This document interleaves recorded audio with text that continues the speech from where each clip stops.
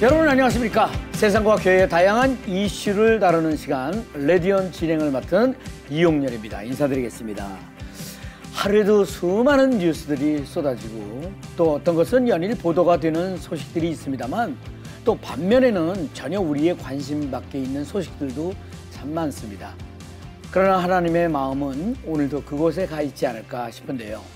오늘 전 세계 생생한 사역 현장 소식을 전해드리는 현장 속으로에서는요, 저 멀리 아프리카 중부에 위치한 콩고 민주공화국에 대한 소식을 전해드리도록 하겠습니다. 또 영화를 좋아하는 분들은 오늘 레디온에 더욱 주목하실 것 같은데요. 오늘 온전한 인터뷰에서는요, 영화 설교를 통해 복음을 전하고 계시는 분을 초대했습니다. 잠시 후에 만나보시겠습니다. 자, 그럼 먼저 한 주간의 교교의 뉴스 정리해 드리겠습니다. 뉴스 이슈 국민일보의 박용미 기자 자리했습니다. 어서 오세요. 안녕하세요. 국민일보 박용미 기자입니다. 네, 반갑습니다. 자, 오늘 전해주실 소식은요? 교회에서는 보통 영성을 키우거나 마음을 풍요롭게 하는 사역만 한다고 생각하기 쉬운데요. 네네. 영혼의 건강은 당연하고 우리의 육체 건강까지 챙기는 교회들이 있습니다. 네. 건강한 몸에 건강한 정신이 깃든다는 생각으로 또 혼자 하는 건강관리보다는 여럿이 하는 관리가 더 효율적이고 재밌다는 생각으로 성도들과 체력 단련에 나선 교회들의 이야기 준비했습니다. 아하, 네. 몸이 건강해야 일상뿐 아니라 신앙생활도 더 잘할 수 있는 건 뭐 당연한 일이겠습니다만 맞습니다. 그런데 교회가 영성뿐 아니라 건강 관리까지 해준다는 얘기예요? 네. 네, 어쩐 일입니까? 네. 이 충남 아산 생명샘 동천교회에는 영혼육 훈련소라는 모임이 있습니다. 네. 단순히 살을 빼고 근육을 단련하는 게 목표가 아니라 말씀과 운동을 병행하면서 신앙과 건강을 함께 키우자는 취지로 준비가 됐는데요. 네. 헬스 트레이너와 물리치료사 등 전문가들이 프로그램을 이끌고 있습니다. 네. 참가자들은 개인별 운동과 식단 처방을 받은 후에 이 100일간의 운동에 돌입을 했는데요. 네. 먼저 각자 일정에 맞춰 자유롭게 운동을 하다가 교회 근처 호수 주변을 달리는 러닝 모임이나 아니면 어쩌다 한 번씩 먹고 싶은 음식을 마음껏 즐기는 치팅데이들은 함께 모여서 진행을 하고 있습니다. 네네. 참가자들은 단체 채팅방에서 매일 운동한 내용 그리고 묵상한 말씀들을 나누면서 서로 격려를 하고 있는데요. 너무 힘들어서 포기하고 싶다가도 공동체의 응원을 받고 다시 힘을 얻어 운동을 하고 있다고 합니다. 네, 그렇군요. 네. 이 전문가가 동원돼서 이렇게 하니까 훨씬 체계적으로 할 수 있고 네. 또 공동체랑 함께 하게 되면 이제 심심하지 않으니까 맞습니다. 운동을 즐겁게 할 수 있을 것 같은데 네. 다른 교회들도 뭐 이런 사례가 있습니까? 이 경기도 만락교회는요. 러닝, 야구, 테니스 등 29개의 운동 소모임을 운영을 하고 있습니다. 네. 최근 이 날이 따뜻해지면서 겨울 동안 주춤했던 야외 스포츠 모임들이 다시 기지개를 켜고 있다고 합니다.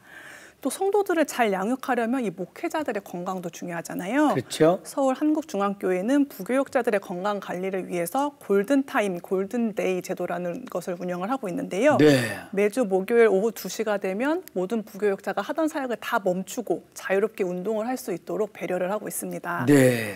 전문가들도 운동이 신앙 성장과 연결될 수 있다고 강조를 하는데요. 네. 보디빌딩 대회 우승 경력이 있는 윤우리 목사는 교회야말로 함께 운동하기 너무 좋은 공동체라면서 네네. 이 운동이 힘든 시간을 견디는 과정이라는 점에서 우리의 믿음의 인내와 연결되는 부분이 많다고 적극적으로 추천했습니다. 네, 좋은 아이디어인 것 같습니다. 맞습니다. 네. 신앙과 건강을 함께 성장시키는 새로운 사역들이 활성화돼서 교회가 육체도 영혼도 건강한 성도들을 많이 길러냈으면 좋겠습니다. 네, 다음 소식 듣겠습니다. 서울 마포구 신촌 성결교회가 70주년을 기념해서 1회 비전센터를 완공을 했는데요. 네. 이 건물을 성도뿐 아니라 지역의 다음 세대를 위해서 개방하고 지역과 교회를 이어주는 축복의 공간으로 만들 계획을 밝혔습니다. 네네. 신촌 한복판에 생긴 다음 세대 꿈터 소개해드리겠습니다. 신촌하면 뭐 대학가죠. 네. 근데 거기에 70주년이나 됐으면 좀 굉장히 오래된 교회인데. 그렇습니다. 네, 어떤 교회죠? 이 1955년 천막교회로 시작한 신촌성결교회는요. 예. 이 당시 한국전쟁으로 몸과 마음이 피폐해진 성도들을 따뜻하게 섬겨온 교회입니다. 네. 초창기부터 학계 지도자와 목회자를 초빙해서 신앙 강좌, 제자 훈련 등 당시로서는 교회에서 잘 볼 수 없었던 교육 활동들을 많이 진행을 했고요. 네. 또 이 대학가에 위치한 교회답게 청년들에게도 집중해서 이 샌리주 모임과 사역을 펼쳤고 국내 선교와 세계 선교에도 앞장선 교회입니다. 네네. 그렇군요. 역사와 전통이 오래된 교회가 다음 세대를 위한 사역에 다가섰다는 게 더 의미가 있게 들리긴 합니다. 네, 맞습니다. 젊음의 거리에 위치한 교회로서 책임감을 가지고 이 다음 세대와 지역 사회를 위한 공간을 조성을 한 겁니다. 네. 이레비젠 센터는 지하 2층 그리고 지상 8층 건물인데요. 지하에는 스튜디오와 소극장이 마련돼서 예술 창작 활동을 지원을 하고요. 네. 또 누구나 편하게 교제할 수 있는 카페, 어린이들을 위해서는 놀이터, 청소년을 위해서는 게임방과 쉼터, 또 청년들이나 취업 준비생을 위해서는 스터디룸과 회의 공간들이 마련이 됐습니다. 네네. 신촌에 젊은 청년들을 유혹하는 공간들이 참 많잖아요. 청년들이 지쳤을 때 비전센터에 와서 평안과 쉼을 누렸으면 좋겠다는 이 교회의 마음을 담았습니다. 네. 교회는 센터에 오는 다음 세대의 삶이 하나님의 역사가 되고 또 작품이 됐으면 좋겠다는 소망을 밝혔습니다. 네네. 잘 알겠습니다. 네. 교회들이 다음 세대를 위해 애쓰고 노력하는 만큼 우리의 아이들과 청년들이 마음껏 꿈꾸고 행복해질 수 있었으면 좋겠습니다. 박용미 기자 대단히 감사합니다. 수고하셨습니다. 감사합니다. 네. 자, 이어지는 단신 뉴스 보시고요. 다음 출연자 만나보시겠습니다.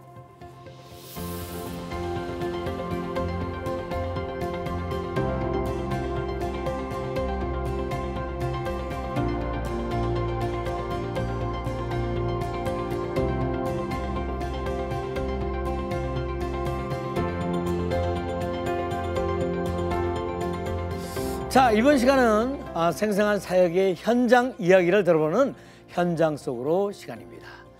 전 세계 현장 소식을 전해주실 한국 오픈도어 선교회의 김경복 선교사님이 자리하셨습니다. 어서 오세요. 네, 안녕하세요. 네.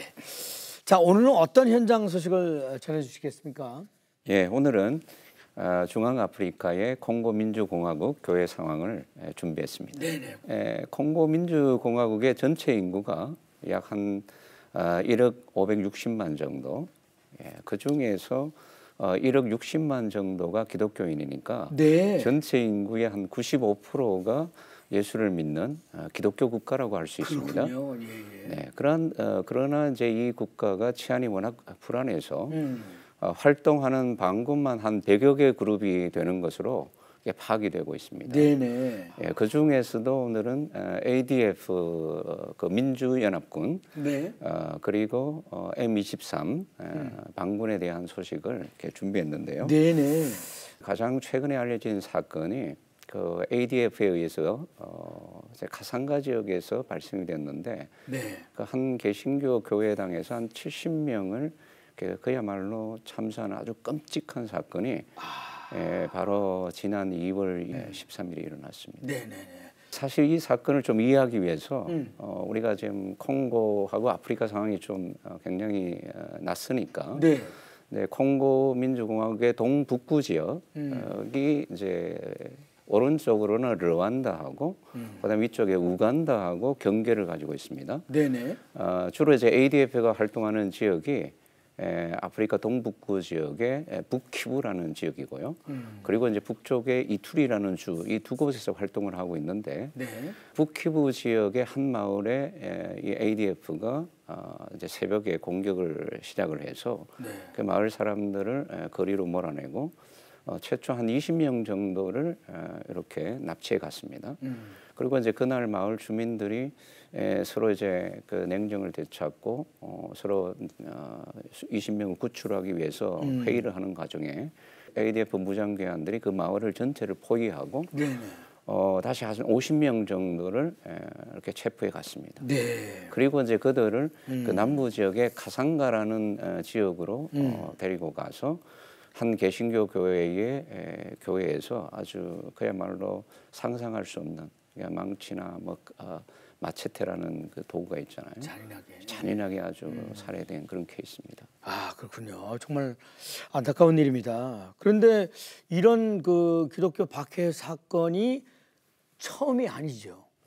예, 해마다 사실은 이런 사건들이 보고되고 있는데 특별히 이제 크리스마스 그 주간에 그 ADF에 의한 그 교회 공격 사건들이 많이 보고가 됩니다. 네네. 근데 지난 크리스마스 주간에도 21일, 22일 상간에 이제 한 마을에서 한 6명 정도가 이제 살해되는 사건이 일어났고 네네. 그다음에 그 이튿날 또 다른 마을에서 한 12명 정도가 또 이렇게 살해되는 사건이 또 일어났어요. 이제 당일 크리스마스 당일 25일 날 또 다른 인근 마을에서 이제 3명이 사망하고 그렇게 해서 전체적으로 크리스마스 한 주간에 이제 21명이 그 ADF 무장단체에 의해서 살해되는 그런 사건들이 끊이지 않고 일어났습니다.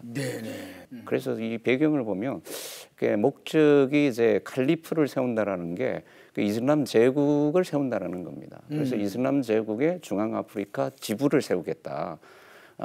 그래서 기독교인들이 주요 타겟이 될 수밖에 없는 그런 상황입니다. 그래서 이런 상황들이 이제 계속 진행되고 있기 때문에 현재 그 유엔에서 발표한 그 통계를 보면 이 콩고 민주공화국 안에서만 난민의 위기에 처한 사람들이 한 720만 정도 된다고 이렇게 보고되고 있습니다. 아주 심각하군요. 그 얼마 전 그 뉴스에서 M23이라는 그 반군이 고마시를 점령했다는 그 보도를 들은 적이 있거든요. 네, 이것도 말씀하신 그 ADF하고 연관이 있는 건가요?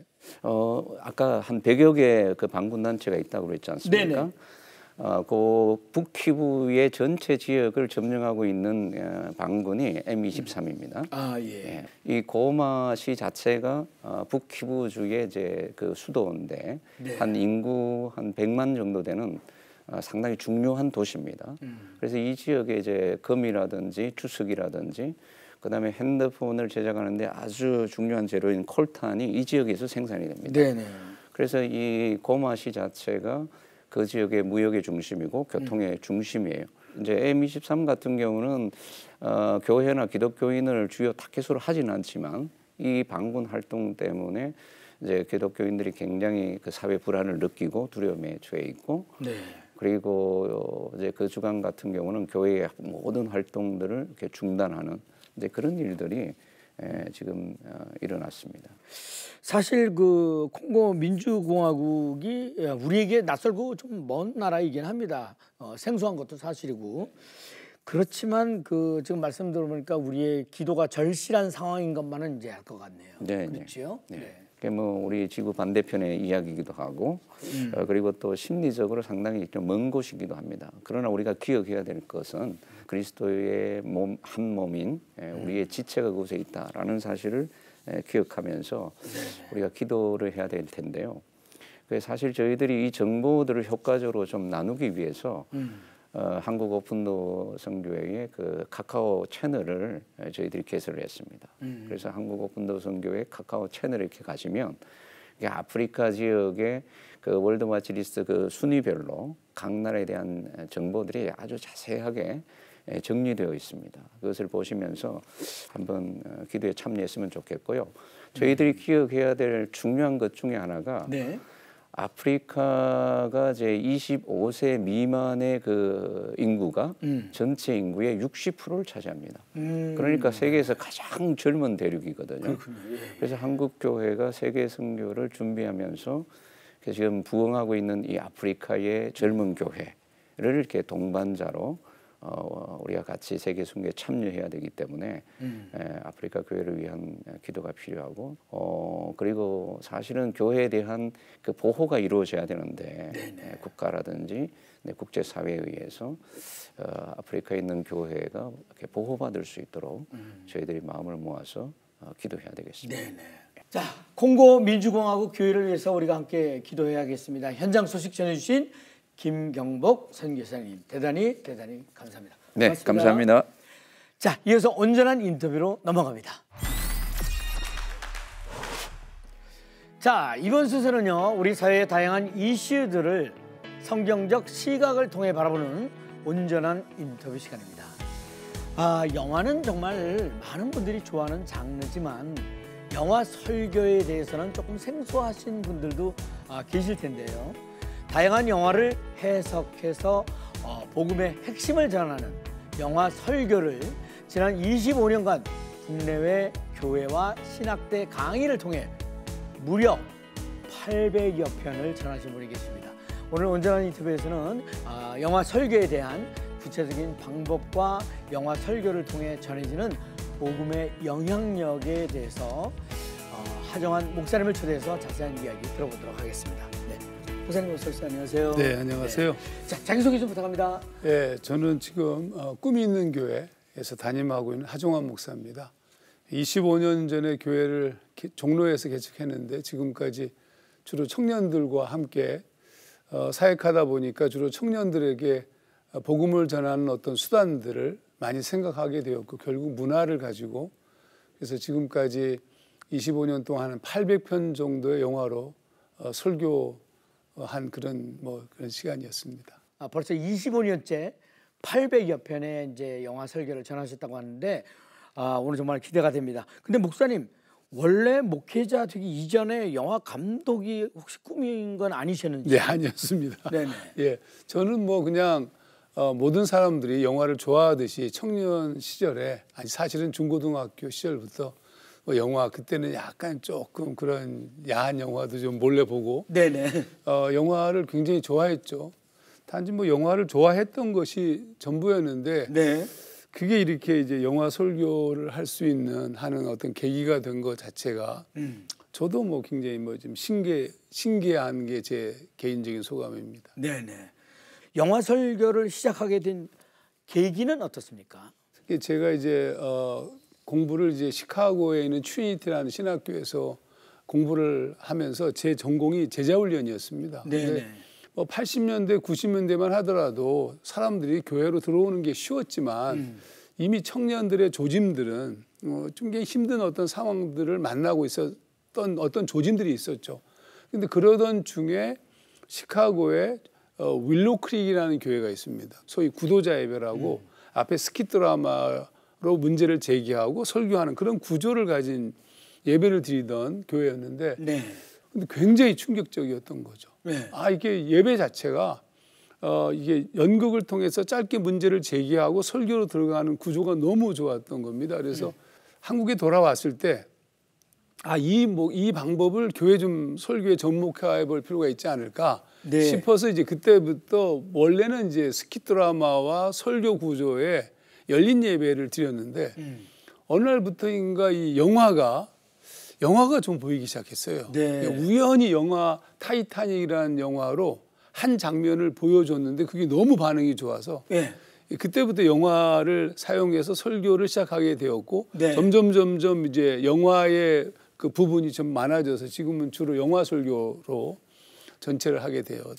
그 설득력이라든가 집중도가 훨씬 더 효과적이지 않습니까? 훨씬 효과적입니다. 좋은 설교자들은 네. 우리가 살고 있는 어떤 컨텍스트와 매우 밀접한 어떤 얘기들을 잘 풀어내거든요. 근데 많은 목사님들이 성경은 열심히 연구하지만 그런 부분에 좀 약한 부분이 있어요. 그 부분은 어떤 특별한 훈련도 필요하고 은사도 있어야 되거든요. 네. 근데 영화는 영화라는 장면은 영화는 한 장면을 보여주는 순간 그 영화를 만약에 회중이 봤던 영화든지 자기가 감동받았던 영화라면 금방 소위 말하면 커뮤니케이션이 이루어지죠. 네. 일종의 영화를 소위 말하면 근거로 해서 설교를 전할 수만 있다면 그런 의미에서 이제 영화 설교가 중요하다는. 지금까지 그 많은 책을 내셨지만 특별히 이번에 영화 설교 수업이라는 책을 이렇게 출간을 이렇게 하셨습니다. 그건 제가 이제 한 25년 동안 많은 영화 청년이나 청소년 집회에서 영화 설교를 많이 했습니다. 네네. 또 뿐만 아니라 이제 대학교에서도 영화와 영성이라는 제목으로 오랫동안 강의도 했고요. 그리고 컨퍼런스도 많이 열었습니다. 근데 문제는 이게 굉장히 효과적인 도구인데 목사님들이 좀 두려워해요. 우선 그럼 영화를 사용할 생각을 전혀 못하는 거예요. 근데 영화만큼 이 시대에 문화적으로 대상들과 만날 수 있는 접촉점을 가진 탁월한 도구는 별로 없다고 저는 보거든요. 네네. 그래서 이 영화를 어떻게 쓸 것인가. 네. 근데 그러면 전부 두려워하니까 그럼 차근차근 어떻게 하면 영화 설교를 할 수 있을지에 대한 제가 25년 동안 경험했던 모든 노하우를 네. 차근차근 녹여서 물론 읽어서 당장 될 수는 없겠지만 그래도 네네. 도움을 받지 않을까 해서 이렇게 쓰게 됐습니다. 네, 그렇군요. 아주 흥미롭습니다. 영화 설교에 있어서 그 설교자가 가장 기억해야 할 점과 역할이 있다면 어떻게 보십니까? 사실은 영화 설교의 가장 중요한 부분은 영화 그러니까 영화의 재미있는 부분을 쫓아가서는 안 됩니다. 네. 그러니까 이제 아쉽네요. 근데 영화의 재미난 부분을 쫓아간다는 말은 설교자가 전해야 될 메시지가 분명히 성경에 있는데 네. 그 성경과 관계없이 영화는 재미있거든요. 예. 그러면 영화를 쫓아가면 영화를 보고 말지 뭐하러 뭐 설교 듣겠습니까? 그렇죠. 결국 예. 설교자가 제일 중요하게 여기는 것은 내가 분명히 전할 메시지를 가지고 있어야 되고 네. 영화는 도구로 사용해야 되는 거죠. 일종의 눈에 보이는 예화입니다. 말로 하는 예화가 아니라 그런 방식이 이제 영화 설교라고 볼 수 있죠. 예. 영화 하루라는 영화가 있었습니까? 그렇죠. 영화 네. 하루. 예. 네. 이성재 씨하고 고소영 씨가 주연한 영화예요. 오래된 영화입니다. 예. 여기 이제 두 부부가 사내에서 서로 결혼을 했는데 아이가 없었어요. 그래서 이제 시험관 아기를 통해서 아이를 낳았는데 그 아이가 문해아, 뇌가 없는 아이였습니다. 예.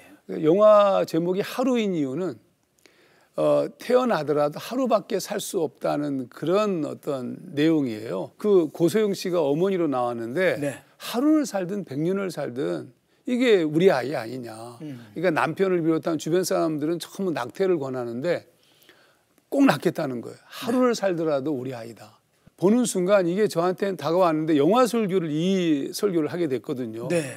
근데 하고 난 다음에 한 3년쯤 지났는데 우리 교회에 유사한 일이 벌어진 겁니다. 우리 교회 한 집사, 젊은 집사가 아이를 가졌는데 아이가 심장에 혹이 꽉 차 있는 아이예요. 예. 그러니까 이 아이가 스스로 이 세상에 나왔을 때 자가 호흡이 불가능할지도 모른다. 이런 판단을 할 수밖에 없죠. 근데 그때 제가 이제 뉴질랜드에 있었는데 전화하면서 아니 그 친구가 어떻게 하냐고 하면서 우는 거예요. 제가 이렇게 물었죠. 너 혹시 하루 기억하니? 3년 전 설교거든요. 근데 이 친구가 그 설교를 기억한다는 거예요. 뿐만 아니라 목사님이 무슨 말씀을 하시는지 알겠다는 겁니다. 네. 그래서 그 아이를 낳기로 결정을 했어요. 그래서 제가 이름을 지어줬어요. 전신갑주 혁이라는 이름으로 혁이라고 이름 붙여주고 그 아이는 지금 요번에 대학교에 들어갔습니다. 그 매 순간 고비를 넘겨가면서 저는 그 사건을 통해서 깨닫게 된 게 영화는 굉장히 강력한 메시지를 가질 뿐만 아니라 오랫동안 남아있는 어떤 내용을 담고 있다. 그러니까 이 부분을 잘 풀어서 넣어주기만 하면 이게 매우 효과적으로 폭발적인 반응을 보일 수 있다는 것을 이제 사실은 깨닫게 됐죠. 근데 그런 분도 계실 것 같아요. 목사님 요 영화 괜찮은데요, 그것도 한번. 그럼요. 그래서 영화를 고르는 것이 천만 관객, 많은 사람들이 본 영화. 네. 그다음에 뭐 아카데미라든지 이런 좋은 영화. 네. 그리고 이제 교인들이 강력하게 권하는 영화. 네네. 이렇게 세 종류의 영화를 항상 선택합니다. 좀 말씀 나누면서 계속 흥미로움이 생깁니다. 네. 영화를 통해서 복음의 핵심 메시지를 찾고 설교를 전하기 위한 뭐랄까요, 노하우라고 할까요? 사실 쉽지 않은 과정이라고 생각이 되는데 어떻습니까? 저는 개인적으로 영화라는 매체도 그 안에 감독과 제작자의 의도가 있고 또 그 시대 정신이 들어있고 또 뿐만 아니라 영화 속에도 뭔지 모르게 나쁜 무엇인가가 들어있죠. 그러나 동시에 하나님의 일하심도 있다고 저는 믿는 사람입니다. 왜냐하면 하나님이 일하지 않는 것은 존재하지 않으니까. 그러니까 영화 속에서 그 하나님께서 드러나 있는 부분을 어떻게 잡아낼 것인가.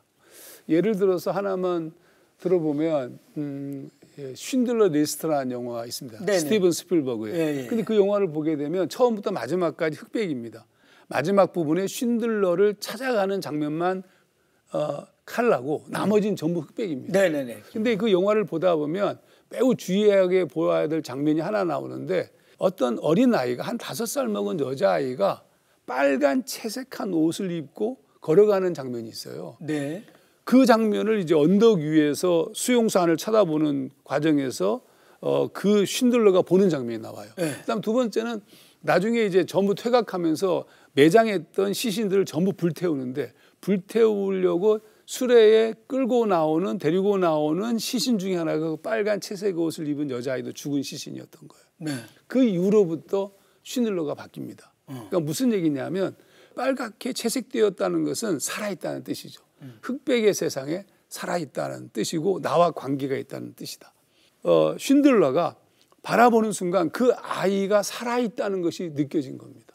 그 순간부터 이제 쉰들러가 이제 유대인들을 살리는 그 시도를 하는 그 동기가 거기서 나온다. 그래서 제 설교의 개념은 우리의 눈이 열려서 살아있는 것을 볼 수 있어야 된다. 이런 설교를 풀어갔고요. 그 영화를 해석할 때 매우 중요한 포인트가 그 빨간 채색 옷을 입은 여자. 예. 그 영화 그 설교를 전하면서 그 많은 유익을 느끼셨을 것 같은데 영화 설교의 유익 어떤 점들이 있을까요? 영화 설교는 뭐 상당히 유익이 많습니다. 우선 네. 반복해서 설교를 들은 사람들은 나중에 영화를 볼 때 그냥 넉넉히 보지 않고 목사님은 이 영화를 뭐라고 얘기할까? 네. 혹은 뭐 성경에서는 어떻게 이 영화에 대해서 해석할까? 이런 질문이 생기는 거죠. 자연스러운 미디어 교육이 이루어지는 첫 번째. 두 번째는 지금 우리가 청년 세대나 다음 세대, 청소년 세대와 대화가 안 됩니다. 그들의 설교가 불가능해요. 그거 하려면 거의 개그맨 수준이 되는 설교자 아니면 걔네들을 만나지 못해요. 근데 저는 지금도 청소년, 청년 설교를 하거든요. 네. 이유는 영화 때문에 그래요. 슬램덩크를 보여주는 순간 애들이 도대체 뭔 얘기를 하는 거야? 그 슬램덩크의 스토리 라인을 쫓아서 복음을 심어 들어가는 거죠. 네네네. 그래서 이 커뮤니케이션이 닫혀 있는 세대에게 접촉할 수 있는. 그러니까 어린아이 할 때는 뭐 라이언 킹이나 니모를 찾아서 쓰면 되는 것이고, 그러니까 어느 세대든지 만날 수 있는 매우 탁월한 어떤 도구가 된다. 네네. 그다음에 세 번째는 사실은 설교를 잘하는 분들은 이 레토릭이 좋지 않습니까? 네. 말씀을 잘 전해요. 네네.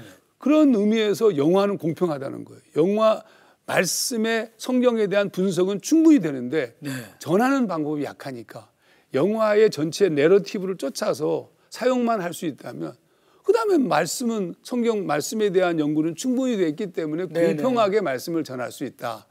그다음에 이제 마지막으로는 전도와 매우 밀접한 관계가 있습니다. 네네. 일단은 영화라는 것은 한번 교회로 들어올 수 있는 가능성을 연다는 데 중요하고요. 네네네. 그리고 영화를 가지고 교인을 붙잡을 수는 없습니다. 네네. 이거는 브릿지 역할이지.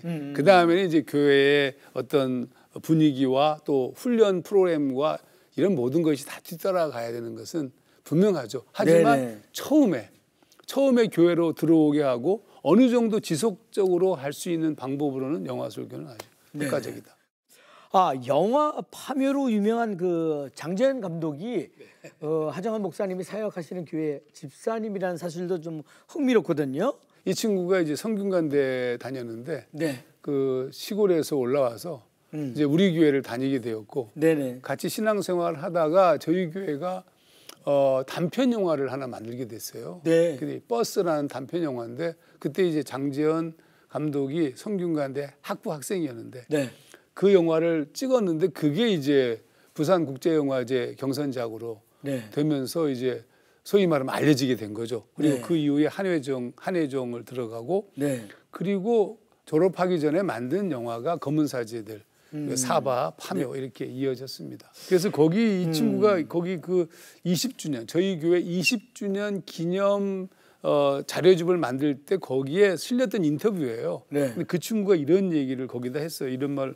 저는 꿈을 이뤘습니다. 검은 사제들이나 사바하에서 핵심 주제나 소재들이 다 목사님의 말씀입니다. 네.